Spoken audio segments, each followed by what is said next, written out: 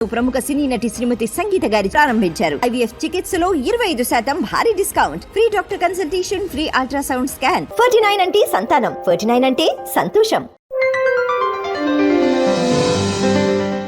రాముడు నిజంగానే సీతాదేవిని తీసుకురావడానికి వెళ్ళినప్పుడు అంతమందిని ఎందుకు సహాయం కోరాడంటారు? ఎందుకంటే ఇందాక ఒక సందర్భం వచ్చింది, నేను ఈ విషయం అడుగుదాం అనుకున్నాను. అంటే ఆయన కూడా దేవుడే, ఎందుకు సహాయం కోరాల్సి వచ్చింది? రామచంద్రమూర్తి అనేటువంటి వ్యక్తి నేను దేవుడు అని ఎక్కడ చెప్పలేదు. ఫస్ట్ ఒకటి అంటే రాముడు అనేటువంటి వాడు చక్రవర్తి అయ్యే కంటే ముందు అడవులకు వచ్చాడు. అడవులలో వనవాసం చేస్తూనే ఎక్కడ కూడా ధర్మం తప్పకోకుండా ఆయన యొక్క జీవన విధానం అంతా కూడా ఉంది.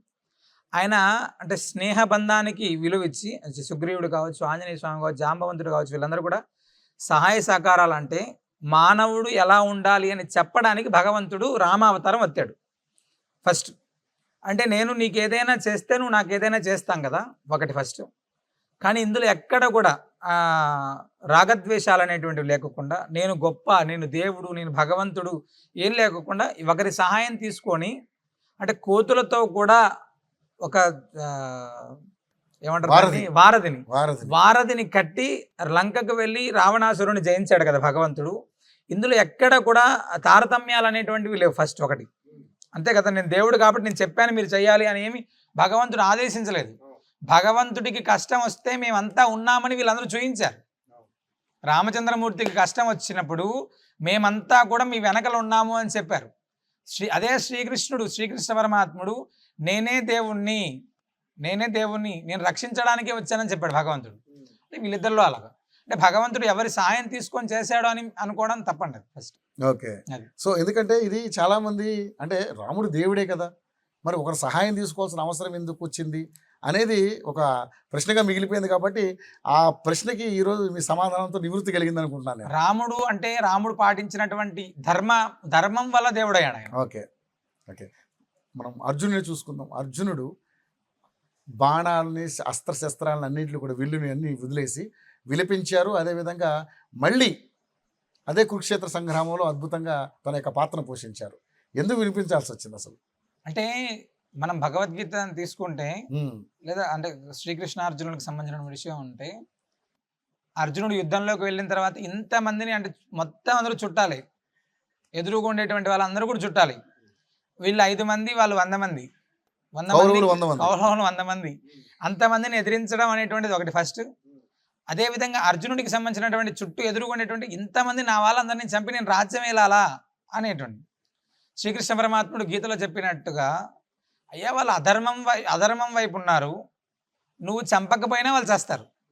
ఫస్ట్ నీకు ఇది మనం చేసేటువంటి ధర్మయుద్ధం, ఈ ధర్మయుద్ధంలో నువ్వు చేయకపోయినా ఇది జరుగుతుంది అని ఎప్పుడైతే కృష్ణ పరమాత్ముడు భగవద్గీత ద్వారా, అంటే మనం ఏదైతే భగవద్గీత చెప్తుందో, నార్మల్గా భగవద్గీతలో ఏం చెప్పాడు శ్రీకృష్ణ పరమాత్ముడు అనేటువంటి వాడు, అర్జునుడు వెనకల ఉన్నాడు, నీకేం కాదు, నువ్వు లేవు, యుద్ధం చెయ్యి, తప్పనిసరిగా ఇది చేయాల్సినటువంటి ధర్మయుద్ధం అని చెప్పి భగవంతుడు చెప్పాడు.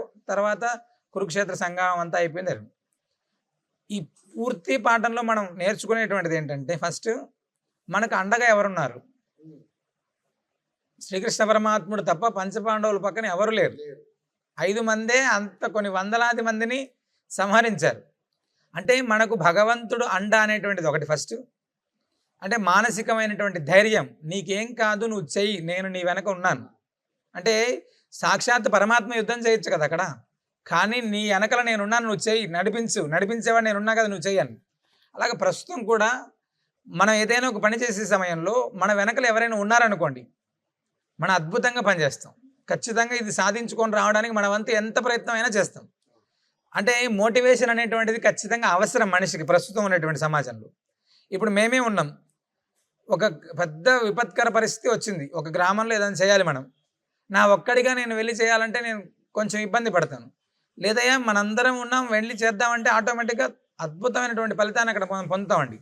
భగవంతుడు కూడా, కృష్ణ పరమాత్ముడు కూడా ఆ మోటివేషన్, నేను ఉన్నాను, నువ్వు చెయ్యి అని మనం అర్జునుడికి చెప్పాడు.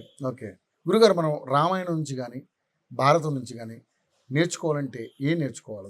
చాలా ఉన్నాయండి నేర్చుకోవడానికి.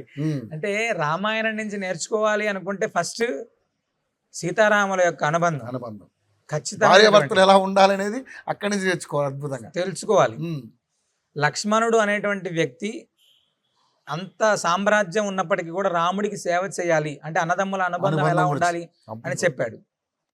భరతుడు వచ్చేటప్పటికి రాముడే దేవుడు అంటే ఆయన పాదుకలను పెట్టి అక్కడ అయోధ్యని పరిపాలించాడు ఆయన. శత్రుఘ్నుడు వీళ్ళందరికంటే గొప్పవాడు నాకు తెలిసి శత్రుఘ్నుడు. ఎందుకంటే గొప్పవాడు అంటామంటే సాక్షాత్తు శ్రీమన్నారాయణుడికి సేవ చేశాడు లక్ష్మణుడు. రాముడి యొక్క పాదుకలు పెట్టుకొని సేవ చేసుకున్నాడు, ప్రజలందరికీ కూడా సేవ చేశాడు భరతుడు. కానీ ఇవన్నీ ఏమీ లేకుండా భరతుడికి సేవ చేశాడు శత్రుఘ్నుడు.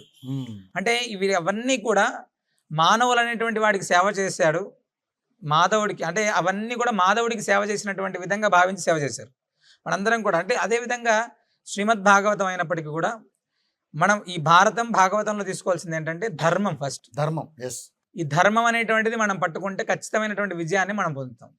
ధర్మాన్ని వదిలేస్తే ఆ రోజుకు విన్ అవుతాం ఖచ్చితంగా, కానీ ఎప్పటికైనా అధర్మం వైపు అనేటువంటిది కింద పడిపోతుంది. అందుకని ఆ అధర్మం ధర్మో రక్షిత అనేటువంటిది రక్షితః అన్నారు. నశిస్తుంది. ఉమ్, ఆ అధర్మం నశించినప్పుడు ధర్మం అనేటువంటిది ఆటోమేటిక్ 2 రోజులు లేట్ అవుతుంది ఖచ్చితంగా, ఏదైనా కానీ ధర్మం అనేటువంటిది శాశ్వతమైనటువంటిది. అది ధర్మో రక్షిత రక్షితః. అవునండి.